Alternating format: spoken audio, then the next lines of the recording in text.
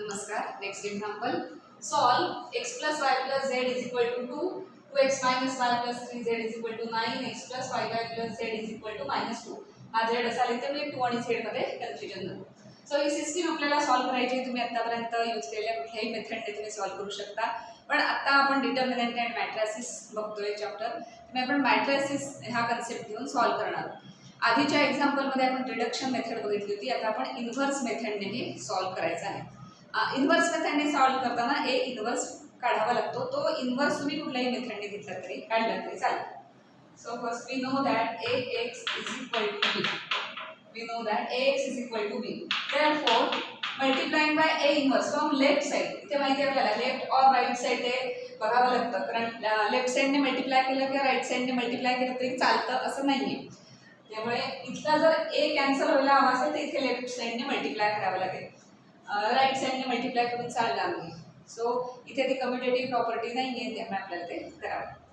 So a inverse a into x is equal to a inverse b. therefore I into x means x. I झाला आणि हा x झाला. a inverse b. So x means काय असतं? x y z चा एक single column असतो. तर तो column is equal to a inverse b असं आपल्याला माहिती आहे. सो आपल्याला a इन्व्हर्स फाइंड आउट करायला लागेल. देन b आहेच इथे आपल्याला माहिती आहे. तर त्यांचं मल्टिप्लिकेशन केल्यावर आपल्याला x हे सोल्युशन इथे मिळणार. सो आधी आपण ax च्या फॉर्मॅटमध्ये लिहून घेऊया system. So ax here a is equal to असं a direct ax. a means काय? Coefficient matrix. So coefficient of x 1 2 1. Coefficient of y as a second column 1 -1 5. Coefficient of z as a third column 1 3 and 1 into x. X column means variables x y z is equal to b. B means as the constant चा column 2 9 -1. So हे representation झाले आणि आपल्याला माहिती की x find out करायचं असेल तर a इन्व्हर्स b आपल्याला करावं लागेल. आता आपल्याला a इन्व्हर्स हा जो a दिसतोय त्याचा a इन्व्हर्स काढायचा आहे. तर a इन्व्हर्स आम्ही a लिहून घेऊया. Here a is equal to first coefficient matrix 1 2 1 1 -1 5 1 3 1. आता याचा a इन्व्हर्स काढायचा असेल तर तो इन्व्हर्टिबल आहे मॅट्रिक्स की नाही चेक करावं लागेल. इन्व्हर्टिबल म्हणजे काय पाहिजे? Non singular matrix. So determinant non zero पाहिजे. सो फर्स्ट स्टेप आपण डिटर्मिनंट त्याचं कॅल्क्युलेट करूया. तो नॉन झिरो आहे ना चेक करू. मग पुढच्या प्रोसेसला जाऊ. मग तुम्ही कुठल्याही मेथडने, दोन मेथड आहेत तुमच्याकडे, त्या कुठल्याही मेथडने ए इन्व्हर्स याचा फाइंड आउट करायचा. सो फर्स्ट आपण घेऊ determinant of A is equal to 1 into -1 minus 1 into -1 minus 50 -1 minus 50. then -1 into bracket 2 -3 2 -3 बघा 2 -3 plus 1 into bracket इथं आले ना plus 1 into 10 minus plus 10 plus 1 which is equal to -16 -1 into -1 plus 1 plus 11 is equal to 12 minus 16, so -4. So determinant of a is equal to -4, which is non-zero. Therefore we can evaluate a inverse. And determinant आपण कुठे लिहून ठेवूया इथे आपल्याला लागणार आहे. Determinant of a is equal to -4. आता आपण adjoint मेथडने त्याचा इन्व्हर्स काढूया म्हणजे ते इझी होईल. आधी आपल्याला कोफॅक्टर्स घ्यायला लागतील. सो a11 पोझिशनचा एलिमेंट म्हणजे काय करणार? -1 मायनस 15 -16 -1 -16. सो किती झाले ते? -1 -50 झाले. सो हे -16 झाले. पण याचा साइन काय त्याचा आपण डिसाइड करूया. हा a11 पोझिशनचा आहे. लक्षात ठेवा ह्याचं आहे तेच राहतं. अनचेंज इथे चेंज होतं, अनचेंज राहतं, पुन्हा चेंज होतं, अनचेंज राहतं, असं तो अशी ती वापरत. पण आणखीन काय की हे सफिक्स चेक करून पण आपल्याला बघता येतं की साइन काय असेल. जर 1 + 1 इव्हन असला, सफिक्सची ॲडिशन इव्हन झाली की साइन अनचेंज, सफिक्सची ॲडिशन ऑड झाली की साइन चेंज होणार, असं लक्षात ठेवा. सो 1 1 इव्हन आहे. So -16 as it is.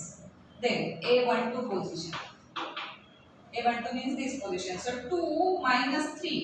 2 2 minus 3 means किती आलं -1 पण साइन चेंज होणार पण आधी -1 लिहूया मग 1 + 2 इज ऑड त्यामुळे साइन चेंज झालं प्लस देन a13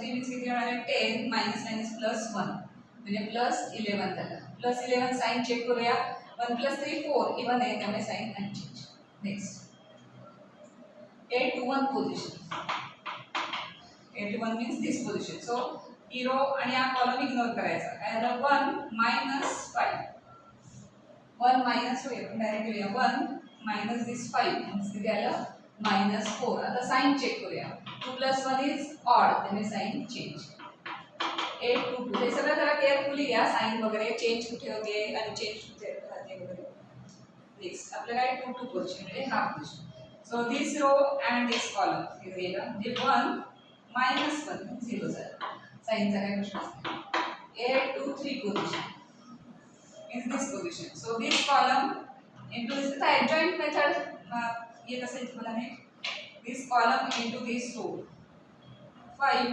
- 1 म्हणजे +4 झालं पण साइन बघूया काय ते 2 + 3 means odd म्हणजे साइन चेंज होणार मायनस इथे कुठे साइन मध्ये चुकून राहिली असेल किंवा चुकली असेल तर कॅल्क्युलेशन अर्थात चुकेल पुढचं पण असं कुठे जर मिस्टेक झाली असेल माझी तर कमेंटमध्ये नक्की मला ते निदर्शनास आणून द्या next A31 position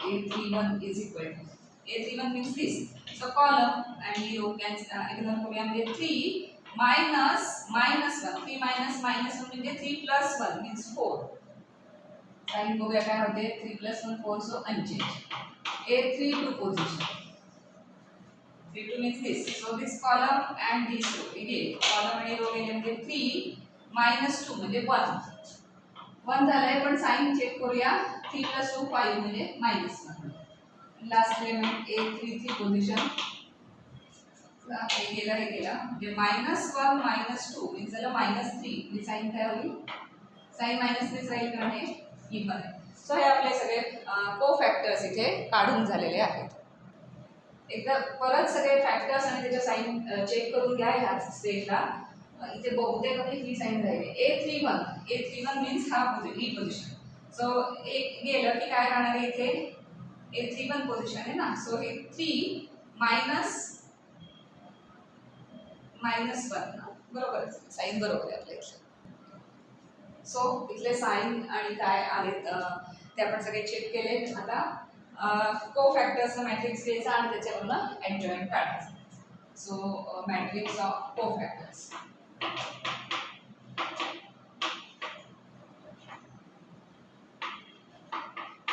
co-factors of A. काय करणार आहे -16 A12 position 1 + 1 A13 + 11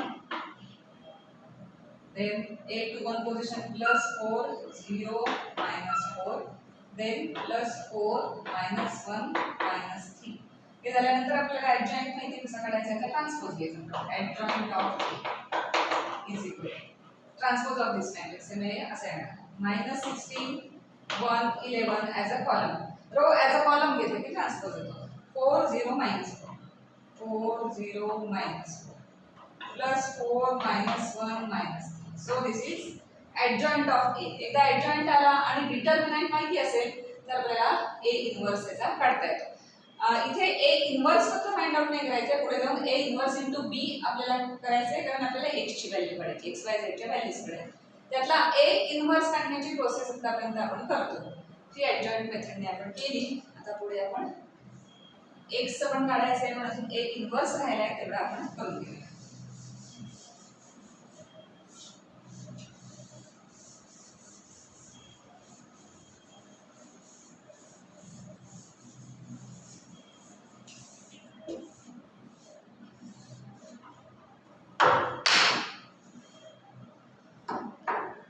A inverse is equal to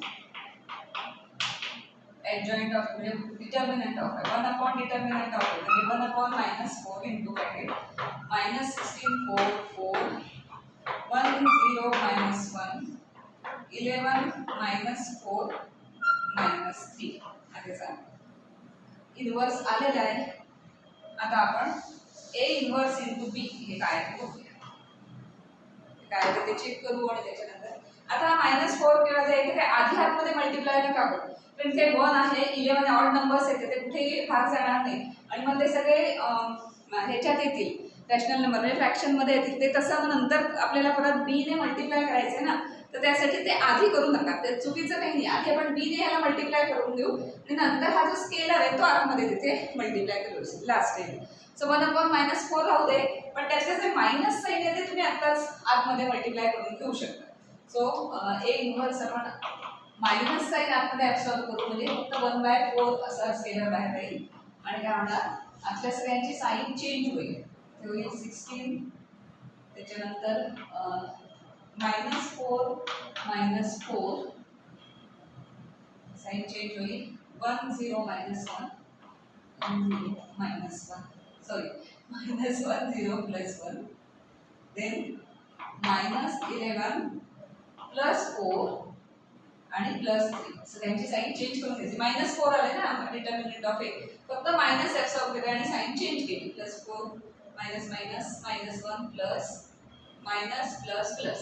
आता आपण x ची व्हॅल्यू काढणार आहोत. So x a inverse b. a inverse b possible आहे का ते बघूया, बिकॉज ह्याची ऑर्डर मॅच व्हायला लागते. ह्याची ऑर्डर आहे 3/3 आणि b म्हणजे हा, त्याची ऑर्डर काय आहे 3/1. सो b ची ऑर्डर 3/1 आहे आणि 3/3. So column number, row number आणि हा कॉलम नंबर हा मॅच झालेला आहे, त्यामुळे आपण प्रॉडक्ट त्याचा करू शकतो. सो x मीन्स काय, x/z is equal to a inverse. A inverse is 1/4 into matrix 16 -4 -4 -1 0 1 -11 4 3 into b आहे 2 9 -2 9 -2. सो आता आधीच्या या दोन मॅट्रिक्सचं मल्टिप्लिकेशन करायचं, which is equal to 1/4 into त्या मॅट्रिक्सचं बघूया 16. आता याची ऑर्डर काय आहे, याची ऑर्डर आहे 3/3, याची ऑर्डर आहे 3/1. सो हे 3 मॅच झालं की 3/1. आन्सरची ऑर्डर काय येणार आहे 3/1, म्हणजे फक्त 3 एलिमेंट्स असणार आहेत. 3/1 ही त्याची ऑर्डर येणार. सो 16 into 2 म्हणजे 32 -9 36 -36 +8 -2 -4 प्लस. तो एकदा चेक करा, 32 - 36 अधिक -1 into 2 -2 प्लस 0 प्लस प्लस आहे मायनस, त्याच्यानंतर -11 -22 4 9 36 plus 36 3 2 6 -6. So which is equal to 1/4. अजून स्केलर बाहेर ठेवलाय आपण, नंतर आतमध्ये मल्टिप्लाय करू. 3 एलिमेंट्स येणार, कारण 3/1 अशी ऑर्डर येणार. मॅट्रिक्स मल्टिप्लिकेशन आता माहिती आहे तुम्हाला. सो 32 आणि 8 40 वजा +4, त्याच्यानंतर -2 -2 मीन्स -4, त्याच्यानंतर -22 -6 म्हणजे -28 झाले आणि प्लस आणि 36 ने 28 दिले मीन्स +8. आता हे सिंपल आहे 1/4. आता इथे आत मल्टिप्लाय केलं कारण सगळे कोणे डिवाइड होतील असे नंबर्स आहेत, त्यामुळे सिंपल झालं. therefore x y z is equal to आपल्याला मिळालं x y z matrix is equal to एक पुढचा मॅट्रिक्स मिळाला 4 ने आपण मल्टिप्लाय करून 1 -1 2 1 -1 and 2 हा मॅट्रिक्स आपल्याला इथे मिळालेला आहे. त्यामुळे आता